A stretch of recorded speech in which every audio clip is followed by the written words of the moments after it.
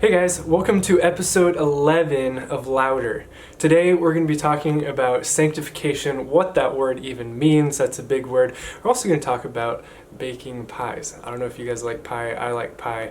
We're going to talk about that and what that means for us and our relationship with God. Let's get started. The world and distractions are constantly getting louder around us. What if the gospel rose above all of that? Join us as we challenge ourselves to know God more and to make the gospel louder in our own lives and in the community around us. May the gospel get louder. So last few weeks we've been talking about the actions of God, what God really does. Before we talked about God saving us and our salvation, and today we're going to talk about our transformation of God sanctifying us for His purpose and a relationship with Him. So that word sanctification, what does that mean? That's a big word. In a very simple form, it means being set apart from or distinct from something and set apart to or for the purpose of something else. So set apart from and set apart to. Okay, so I want you guys to think about this. I don't know if you guys have ever made a pie or seen somebody make a pie or helped somebody make a pie. I've watched my mom make a lot of pies. My mom makes incredible apple pies. So imagine this, you're making a pie. And at the beginning of the week that you're going to make the pie, you get this big batch of apples. And they're not the best apples, but there's some really good ones. So you go through and you look at each of the apples and you see which ones don't have worms in them, which ones don't have bad spots in them. And you separate those right from the beginning so that they don't get rotten with all the other ones that might also be rotten. So you separate them from the rest of the apples so that you have those separate.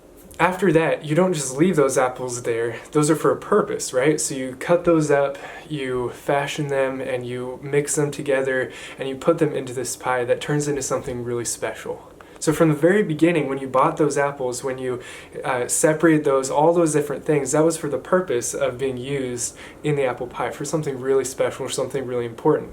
In a very similar way, God sets us apart from the things of this world, from the sin and the evil of this world, but sets us apart to something, sets us apart for the purpose of a relationship with Him, for the purpose of His glory. We have the opportunity to be a part of that. So I want to share a couple quick verses for you out of Philippians. In Philippians 1:6 it says this, being confident of this, that He who began a good work in you will carry it on to completion until the day of Christ Jesus. He who began a good work in you, God who started this work in you, who saved you from the very beginning, who set you apart, He will be faithful to continue that good work and bring it to completion and bring it to glorification, bring it to something amazing at the day of Christ Jesus, and He'll be faithful to carry us there. And then in the next chapter, it continues this same type of thought of our sanctification, our transformation, that God doesn't just save us and leave us there. No, He saves us and He brings us and continues to shape us and form us into His image. And so in verse 12 it says, continue to work out your salvation with fear and trembling, for it is God who works in you to will and to act in order to fulfill His good purpose. So there's two things here in this section that I want us to notice. It says at the very beginning, continue to work out your salvation. And it says with fear and trembling, that means work out your salvation with reverence and obedience and an attitude of that toward God who saved you. So it says continue to work out your salvation.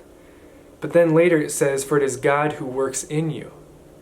So we have these two things, that God is working in us, but it's also we have a responsibility and we have that role to work out our salvation and to do our part for growing in our relationship with God. So it says to work out your salvation, but then also with just that recognition that it is God who works in us.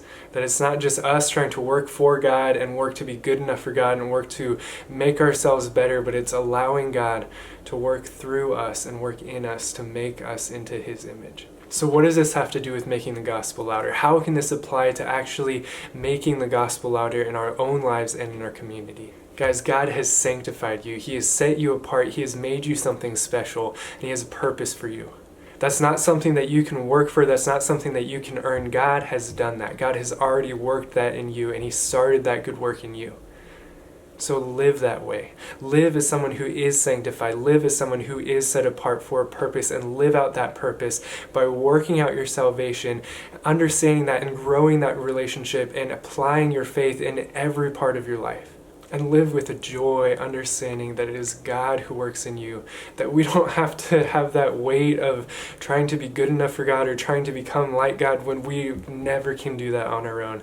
But we can understand that He who began a good work in us will be faithful to bring it to completion until the day of Christ Jesus. Live as someone who is sanctified and set apart. Live as someone who is made for God. Okay guys, that's all I have for us today. I hope you guys are doing well. We miss you guys. We hopefully will be able to see you guys soon.